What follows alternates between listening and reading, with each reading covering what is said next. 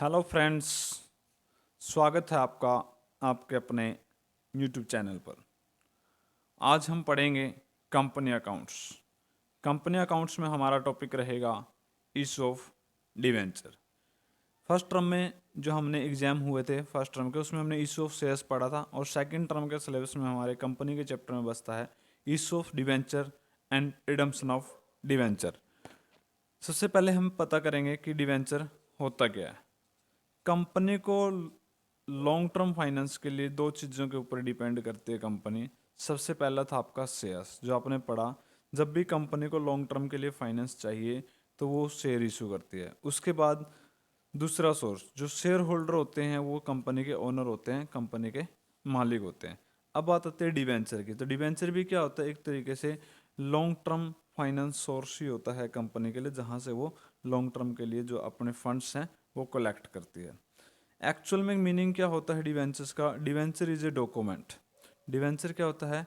Is a document given by the company for the as a evidence. कौन देती है? Company provide करती है एज ए एविडेंस। एविडेंस के फॉर्म में यहाँ पे डिवेंचर्स होल्डर को एक डॉक्यूमेंट प्रोवाइड किया जाता है या एक सर्टिफिकेट प्रोवाइड किया जाता है, जिसको क्या बोला जाता है? डिवेंचर बोला जाता है। That is charge on asset companies asset. जो क्या होता है, कंपनी के असेस्ट के ऊपर चार्ज होता है। यानी कि अगर हम देखें तो डिवेंचर जो होता है वो एक सर्टिफिकेट की फॉर्म में होता है। जैसे इस तरीके से एक सर्टिफिकेट होता है जिसके ऊपर उस डिवेंचर्स की फेस वैल्यू, यानी कि डिवेंचर होगा कितने का, वो लिखा जाता है। इशूड प्राइस उसके ऊपर लिखा जाता है, क्योंकि इशूड प्राइस है वो आपका एट पार, एट प्रीमियम या एट जो डिस्काउंट है वो हो सकता है। उसके ऊपर उसकी रेट ऑफ इंटरेस्ट जो परसेंटेज है, 10%, 12%, जो भी है, रेट ऑफ इंटरेस्ट लिखी होती है। उस डिवेंचर्स के ऊपर कंपनी की जो स्टैंप है या कॉमन सील है वो लगी होती है। और यहाँ पे जो कंपनी की रीपेमेंट की जो कंडीशंस, टर्म एंड कंडीशंस हैं, वो सारे कुछ जो है उसके ऊपर लिखे होते हैं। तो डिवेंचर एक डॉक्यूमेंट की फॉर्म में होता है। अब देखिए फीचर ऑफ डिवेंचर। तो डिवेंचर की जो फीचर हैं वो यही हैं कि डिवेंचर क्या होता है? इज ए डॉक्यूमेंट और ए सर्टिफिकेट। किसकी फॉर्म में होता है? सर्टिफिकेट की फॉर्म में आपका डिवेंचर होता है, या हम कह सकते हैं एक डॉक्यूमेंट होता है जो किसके लिए प्रोवाइड किया जाता है? As a evidence. जो आपको एक एज ए एविडेंस आप उसको प्रोवाइड करवाया जाता है आप डिवेंचर्स होल्डर को। दूसरा, जो डिवेंचर इशू एज को under the common seal. Common seal यानी कि जो स्टैंप ऑफ कंपनी, जो कंपनी की स्टैंप है वो लगाई जाती है, क्योंकि बिकॉज कंपनी क्या है, एक आर्टिफिशियल पर्सन है, और आर्टिफिशियल पर्सन होने के कारण वो अपने सिग्नेचर नहीं कर सकती। इसलिए जो कंपनी की स्टैंप है या कंपनी की जो कॉमन सील है वो उसके सिग्नेचर के ही काम करती है। यहाँ पे जो कंपनी का जो प्रिंसिपल है, प्रिंसिपल अमाउंट यानी कि कितना अमाउंट में इशू किया गया है, और जो इंटरेस्ट रेट है, वो दोनों चीज़ें उसके ऊपर ऑलरेडी लिखी होती हैं। Principal and rate of interest, ये दोनों चीज़ें हैं डिवेंचर्स के ऊपर ऑलरेडी लिखी जाती हैं। इंटरेस्ट जो है हाफ ईयरली, डिवेंचर का जो इंटरेस्ट है वो हाफ ईयरली 2 टाइम्स पेड किया जाएगा। साल में 2 बार हम इंटरेस्ट पेड करते हैं डिवेंचर्स होल्डर को। फर्स्ट टाइम हम 30 सितंबर एंड सेकेंडली 31 मार्च। 2 बार यहाँ पे इंटरेस्ट है जो वो पेड किया जाता है, किसको? डिवेंचर्स होल्डर को ड्यू किया जाएगा और उसकी पेमेंट की जाएगी। Debentures is considered as a long term liability, यानी जो आपके डिवेंचर्स हैं वो एक्सटर्नल लाइबिलिटी मानी जाती है। क्या मानी जाती है? External liability. एक्सटर्नल लाइबिलिटी, या फिर हम कह सकते हैं इसको कि ये आपकी लॉन्ग टर्म लाइबिलिटी मानी जाती है। Long term liability, external liability, या फिर लॉन्ग टर्म बोरोइंग हम इसको कहते हैं, क्योंकि होता है डेप्ट कैपिटल का पार्ट माना जाता है कि जो आपके डिबेंचर्स हैं वो एज ए लोन है आपके पास, न कि capital. It they may be secured और नॉट बी सिक्योर्ड। ये क्या हो सकते हैं? मे बी सिक्योर्ड, ये सिक्योर्ड भी होते हैं और अननोन सिक्योर्ड भी होते हैं। यानी कि मोस्टली अगर डिवेंचर देखा जाए तो वो सिक्योर्ड होते हैं, यानी कि वो सिक्योर्ड ऑन डिवेंचर या चार्ज ऑन असेस्ट माने जाते हैं। कंपनी की जो असेस्ट हैं उनकी वो सिक्योरिटी की फॉर्म में डिवेंचर्स होल्डर को दी जाती हैं। तो ये क्या माने जाते हैं? डिवेंचर हमारे जो है सिक्योर्ड होते हैं। मोस्टली, सारे तो नहीं होते बट मोस्टली इसमें क्या होते हैं? सिक्योर होते हैं। उसके बाद हमारा जो टॉपिक आता है वो है बॉन्ड्स। अब बॉन्ड क्या होते हैं? बॉन्ड्स और डिवेंचर मोस्टली कॉमन, दोनों ही कॉमनली टर्म है। जो डिवेंचर्स की तरह ही जो बॉन्ड्स हैं वो इशू किए जाते हैं, ये भी आपके डेप्ट ही हैं एक तरीके से कंपनी के लिए, जो कॉमन सील के अंडर ही इशू किए जाते हैं। कंपनी की जो अथॉरिटीज़ हैं वो उसके ऊपर सिग्नेचर करती हैं। पहले स्टार्टिंग में क्या था, जो गवर्नमेंट कंपनीज है, बॉन्ड कौन इशू करता था, जो गवर्नमेंट कंपनीज थी या गवर्नमेंट थी वो ही आपके जो बॉन्ड्स है वो इशू करते थे। बट आजकल देखा जाए तो हर एक कोई ही क्या कर देता है, बॉन्ड्स इशू कर देता है, चाहे आपकी वो गवर्नमेंट कंपनीज है चाहे आपकी वो आपकी प्राइवेट कंपनी है, सारे ही वो बॉन्ड्स इशू कर सकते हैं। बस इसमें जो बेसिक सा डिफरेंस होता है डिवेंचर से, डिवेंचर पे क्या होता है, इंटरेस्ट रेट फिक्स है, बट यहाँ पे जो इंटरेस्ट रेट है वो फिक्स नहीं है, not fixed in rate of interest. यहाँ पे रेट ऑफ इंटरेस्ट नहीं लिखी जाती, इसके ऊपर फिक्स नहीं होती है। और इसलिए इनको कई बार क्या बोला जाता है, जीरो कूपन बॉन्ड भी इनको कहा जाता है। क्या बोलते हैं हम इनको, zero coupon bond, zero coupon bond इनको बोला जाता है। इनका जो इशूड प्राइस होगा, जो इशूड प्राइस है वो मोस्टली डिस्काउंट पे होता है, और जो इनका रिडीमेबल प्राइस है वो एट पार या एट प्रीमियम। तो इशूड प्राइस और रिडम्पशन के बीच का जो डिफरेंस होगा, जो भी आपका अमाउंट का डिफरेंस होगा, वही इसके ऊपर प्रॉफिट होता है, और वही डिवेंचर्स होल्डर के लिए क्या होता है, इंटरेस्ट होता है। तो यही फ़र्क होता है आपके डिवेंचर्स में और बॉन्ड्स में, नहीं तो बाकी दोनों ही चीज़ें लगभग सेम हैं। अब ये हमारे, क्योंकि दोनों ही क्या है, लॉन्ग टर्म फाइनेंस सोर्स होते हैं। अब हम एक इसमें पॉइंट बनता है कि शेयर्स भी हमने पढ़ा फर्स्ट चैप्टर में, और अब हम पढ़ रहे हैं डिवेंचर। तो बेसिक डिफरेंस क्या होते हैं शेयर्स में। वैसे नॉर्मली जो इशू करने की जो कंडीशंस हैं, यानी कि application, allotment, consideration other than cash, cash में इशू करना, या फिर असेस्ट के बदले में इशू करना, ये सारी फीचर्स हैं वो सेम है डिवेंचर्स में भी और शेयर्स में, लेकिन फिर भी उनके बीच में डिफरेंस है। तो पहला डिफरेंस अगर हम देखें शेयर्स के और डिवेंचर्स के बीच में, शेयर्स क्या होते हैं, हमारे जो शेयर होल्डर होते हैं वो हमारे ओनर होते हैं कंपनी के, यानी कि जो ओनरशिप राइट है, जो शेयर होल्डर हैं वो ओनर माने जाते हैं, होते ही ओनर हैं, वो कंपनी के मालिक होते हैं, जिन्होंने पैसा लगाया। एक्चुअल में अगर प्रॉफिट है तो उनको प्रॉफिट होगा, लॉस है तो वो भी डिवेंचर शेयर होल्डर का ही होगा। बट जो डिवेंचर होल्डर हैं वो क्या होते हैं, सिर्फ वो लॉन्ग टर्म क्रेडिटर होते हैं। क्या होते हैं, लॉन्ग टर्म क्रेडिटर, न कि ओनर्स। उसका ओनरशिप में कोई रोल नहीं है, कोई मैनेजमेंट में इंटरफेरेंस नहीं होती, सिर्फ वो लोन प्रोवाइड करवाते हैं कंपनी को, और वो सिर्फ लॉन्ग टर्म क्रेडिटर ही माने जाते हैं। रिटर्न, अब दोनों ने ही पैसा इन्वेस्ट किया तो बदले में रिटर्न क्या मिलेगा, उनको मिलना क्या है, जो आपके शेयर होल्डर हैं या शेयर्स के ऊपर हमें क्या मिलता है, डिविडेंड, यानी कि जो पार्ट ऑफ प्रॉफिट, जो प्रॉफिट है उसका जो पार्ट है डिविडेंड, वही आपको शेयर्स के ऊपर रिटर्न की फॉर्म में पेड किया जाता है, कब, बाय द कंपनी। और डिवेंचर्स होल्डर को क्या मिलता है, इंटरेस्ट, इसको सिर्फ ब्याज दिया जाता है, मतलब प्रॉफिट का पार्ट नहीं दिया जाता। अब रीपेमेंट की बात करें तो रीपेमेंट कब होगी, क्योंकि दोनों ने इन्वेस्टमेंट की है, तो रीपेमेंट कब की जाएगी। देखो डिवेंचर्स की है जो वो फर्स्टली, अगर शेयर्स और डिवेंचर्स की बात करें तो दोनों में से पहले जो पेमेंट होगी वो डिवेंचर्स होल्डर की ही होगी, और उसके बाद पेमेंट की बारी आती है आपकी शेयर होल्डर की। शेयर होल्डर जैसे प्रेफरेंस शेयर होल्डर की पहले बारी होती है, और उसके बाद आपके जो इक्विटी शेयर होल्डर्स हैं उनकी बारी आती है सबसे लास्ट में। यानी कि जो फर्स्टली है या प्रेफरेंस किसको दी जाती है, डिवेंचर्स होल्डर की रीपेमेंट फर्स्टली होगी, और सेकेंडली आपकी जो है वो रीपेमेंट होगी शेयर होल्डर की।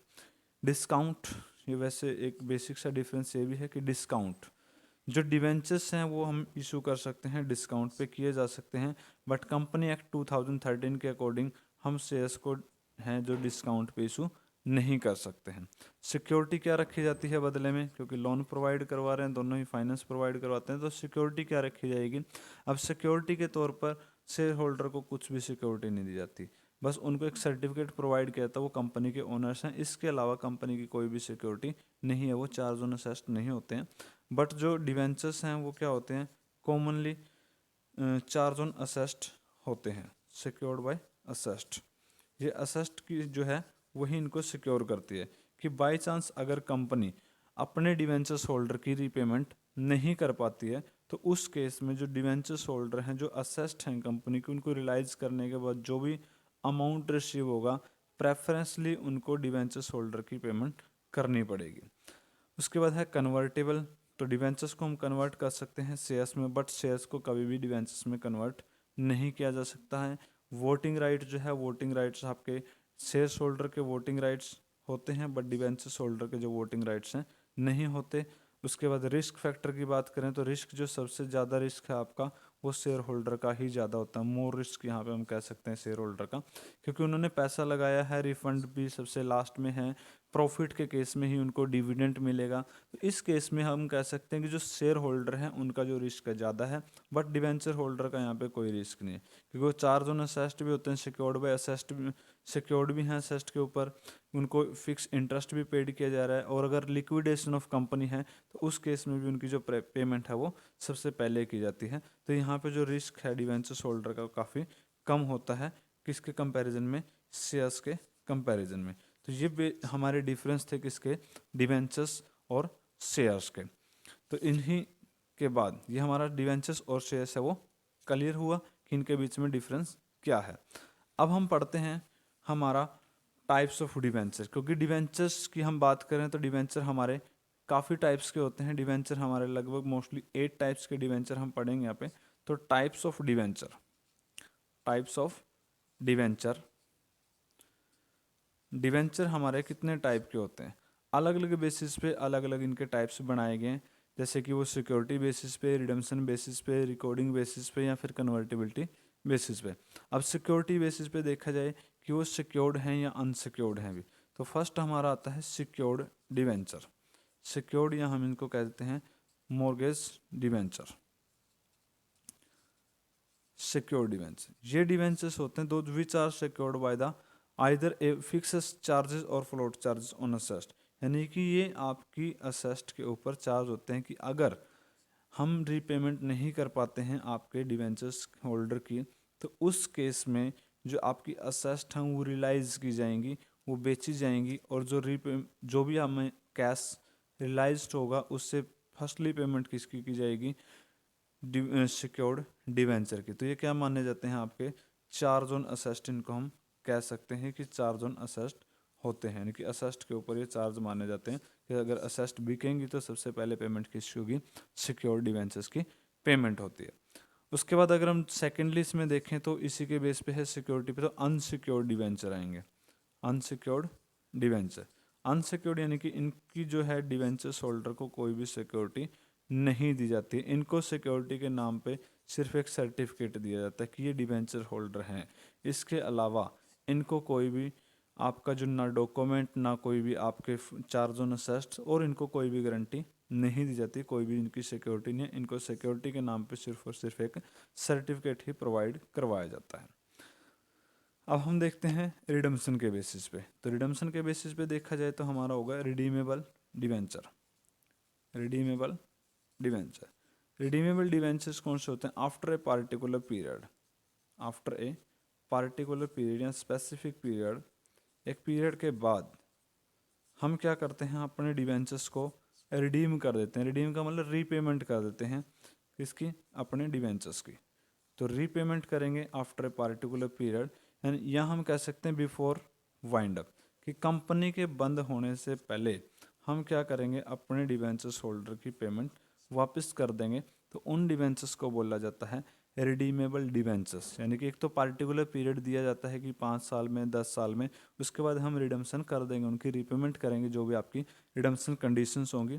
या फिर हम कह सकते हैं कि बिफोर वाइंड अप जिन डिवेंचर्स की हम रीपेमेंट कर देते हैं या फिर आप डिवेंचर्स की रिडीम कर देते हो, उसे बोला जाता है रिडीमेबल डिवेंचर्स। उसके बाद है ई रिडीमेबल, आपके पास है ई रिडीमेबल डिवेंचर। इरिडीमेबल डिवेंचर्स हमारे होते हैं, यानी कि ये वो डिवेंचर्स होते हैं जिसको हम रीपेमेंट ही नहीं कर सकते। यानी रीपेमेंट कब होगी इनकी, at the time of wind up.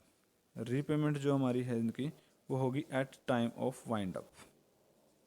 जब हम कंपनी को बंद करेंगे, लिक्विडेशन करेंगे, उसका समापन किया जाएगा, उस केस में ही जिन डिवेंचर्स होल्डर की रीपेमेंट होती है उसको बोला जाता है ई redeemable debentures. But company act 2013 के अकॉर्डिंग, जो कंपनी एक्ट 2013 आपका क्या कहता है कि हम इस टाइप के कोई भी इरिडीमेबल डिवेंचर्स अब इशू नहीं कर सकते हैं, क्योंकि कंपनी एक्ट 2013 के अकॉर्डिंग हर एक डिवेंचर्स की एक लिमिट दी गई है कि इतने पार्टिकुलर पीरियड के बाद हम क्या कर सकते हैं, हमें जो डिवेंचर्स हैं वो रिडीम ही करने पड़ेंगे। उसके बाद हमारा आ जाता है 5th पॉइंट जो है रिकॉर्डिंग बेस पे, कि किन डिवेंचर्स को जो कंपनी है वो रिकॉर्ड करती है और किन को वो कंपनी रिकॉर्ड नहीं करती है। तो इसमें हमारा फर्स्ट है रजिस्टर्ड डिवेंचर। अब रजिस्टर्ड डिवेंचर्स होते हैं जिनका कंपनी के पास क्या होता है, रिकॉर्ड होता है। यानी कंपनी जो भी इनका डिवेंचर्स होल्डर होंगे, हमारा जो डिवेंचर्स होल्डर हैं, उन डिवेंचर्स होल्डर के name, address, number of debentures holding, यानी कि जितने भी उनके पास डिवेंचर्स हैं, यानी कि पूरी जो डिटेल है वो कहाँ पे लिखी होती है, कंपनी का जो रजिस्टर्ड ऑफ डिवेंचर्स होल्डर है, जो आपका रजिस्टर ऑफ डिवेंचर होल्डर, एक डिवेंचर्स होल्डर का रजिस्टर बनाया जाता है कंपनी के अंदर। उस कंपनी के अंदर जिन डिवेंचर्स होल्डर का रिकॉर्ड रखा जाता है उन्हें बोला जाता है रजिस्टर्ड डिवेंचर। तो इस केस में जब कंपनी क्या करेगी, इंटरेस्ट पेड करेगी, तो मेनली चीज़ किस पे डिपेंड करती है, इंटरेस्ट के ऊपर, या फिर रीपेमेंट की जाती है डिवेंचर्स होल्डर को, तो वो किसको की जाएगी, जो भी आपके डिवेंचर्स होल्डर का नेम या एड्रेस आपके रजिस्टर के अंदर रिकॉर्ड है, उन्हीं डिवेंचर्स होल्डर को क्या की जाएगी, यहाँ पे पेमेंट की जाएगी इंटरेस्ट की। उसके बाद जो हमारा आता है नेक्स्ट इसी में, वो है हमारा बैरियर डिवेंचर। वो है हमारा बैरियर डिवेंचर, यानी कि ये डिवेंचर कौन से हमारे, जिनका कंपनी के पास कोई रिकॉर्ड नहीं होता, कंपनी इनका बिल्कुल रिकॉर्ड नहीं रखती। कंपनी ने एक बार इशू किए हैं, उसके बाद डिवेंचर्स मान लीजिए ए को इशू किए कंपनी ने, फिर उसने बी को बेचे, बी ने सी को, सी ने डी को, इस तरीके से बहुत आगे वो एक्सचेंज होते रहते हैं। तो कंपनी को फाइनली यही नहीं पता कि डिवेंचर्स उसके किसके पास गए हैं। तो इस केस में ये बैरियर डिवेंचर हम इसको बोलेंगे, और कंपनी इंटरेस्ट किसको पेड करेगी, तो डिवेंचर जो कंपनी पेज इंटरेस्ट पेड करेगी वो करेगी होल्डर ऑफ सर्टिफिकेट, जिसके पास भी आपका डिवेंचर का सर्टिफिकेट होगा वही क्या माना जाता है, एक्चुअल डिवेंचर होल्डर माना जाएगा। और इंटरेस्ट की जो आपकी पेमेंट है वो भी क्या है, उसी डिवेंचर होल्डर को की जाएगी जिसके पास आपका सर्टिफिकेट है जो डिवेंचर्स का वो होता है। अब उसके बाद हमारा जो 7th, यानी कि एक और हमारा बेस बनता है इसमें कि किसके बेस पे हम उनको चेंज कर सकते हैं, वो तक कन्वर्टेबिलिटी के बेस पे, कन्वर्ट करने के लिए। तो कन्वर्टेबल डिवेंचर्स, तो कन्वर्टेबल डिवेंचर्स कौन से होते हैं हमारे, यानी कि नाम से पता लगता है कन्वर्ट जिसको किया जा सकता है। कन्वर्ट किस में करेंगे, तो वो डिवेंचर्स जिसको हम कन्वर्ट कर सकते हैं after a particular period. Particular period हम कह सकते हैं आफ्टर ए स्पेसिफिक पीरियड, एक स्पेसिफिक पीरियड के बाद, पार्टिकुलर पीरियड के बाद जो हमने टर्म्स एंड कंडीशन के अंदर लिखा हुआ था, उस पार्टिकुलर पीरियड के बाद हम क्या कर सकते हैं, इसको कन्वर्ट कर देंगे। कन्वर्ट किस में करेंगे, others types of debenture, other debenture यानी और भी कोई किसी टाइप के डिवेंचर्स उसमें कन्वर्ट करें, या हम उसको प्रेफरेंस शेयर्स में कन्वर्ट कर सकते हैं, या फिर हम उसको चाहें तो इक्विटी शेयर्स में भी कन्वर्ट कर सकते हैं। ये डिपेंड करता है कि आपकी टर्म्स एंड कंडीशन क्या थी जब आपने डिवेंचर इशू किए थे। अब अदर डिवेंचर्स का मतलब क्या है कि मान लो स्टार्टिंग हमने 10% डिवेंचर इशू किए थे, जिनके ऊपर आपकी इंटरेस्ट रेट है वो 10% थी। अब कंपनी इस इंटरेस्ट रेट को चेंज करना चाहती है, यानी कि तो वो उसको 12% पे इशू कर दे, 12% डिवेंचर्स में कन्वर्ट कर दे। तो इससे क्या बेनिफिट हुआ, कंपनी का जो पुराने डिवेंचर्स हैं वो हमारे रिडीम हो गए, और कंपनी को कोई ज़्यादा एफर्ट्स नहीं करना पड़ा, और कंपनी के जो फंड्स थे जो उसको लॉन्ग टर्म फाइनेंस चाहिए वो भी उसकी अवेलेबल ऐसे की ऐसे है। ना कंपनी का रिडम्सन के एक्सपेंसेस हुए, ना उसको रीशू करने के एक्सपेंसेस हुए, और वहीं डिवेंचर्स होल्डर जो उसके पास पहले थे उन्हीं से उन्होंने कन्वर्ट कर दिया और उसके रिडम्सन भी होगी। अब लास्ट हमारा आता है इसमें non convertible debentures. Non convertible debenture यानी कि ये वो डिवेंचर्स होते हैं जिसको जिस फॉर्म में हम इशू करते हैं, यानी इशू फॉर्म में ही क्या होंगे, इशूड फॉर्म में ही क्या होंगे, ये आपके रिडीम होंगे। जिस फॉर्म में हमने इसको इशू किया था उसी फॉर्म में हम इनको रिडीम करेंगे। यानी अगर हमने उनको एट पार या 10% डिवेंचर्स में ही अगर हमने उनको इशू किया है तो 10% डिवेंचर्स पे ही हम क्या करेंगे, उसको रिडीम करेंगे। यानी कि उनको हम टाइम से पहले या एक पार्टिकुलर पीरियड के बाद उनको कन्वर्ट नहीं कर सकते, या तो हम उनकी रिडम्सन ही करेंगे या फिर हम उनको एज इट इज़ ही रखेंगे, हम उनको कन्वर्ट नहीं कर सकते। तो ये थे हमारे 8 टाइप्स ऑफ डिवेंचर। तो इतने टाइप्स के हमारे डिवेंचर्स होते हैं। तो ये हमारे चैप्टर की थी लगभग मोस्टली थ्योरी हमने कंप्लीट की।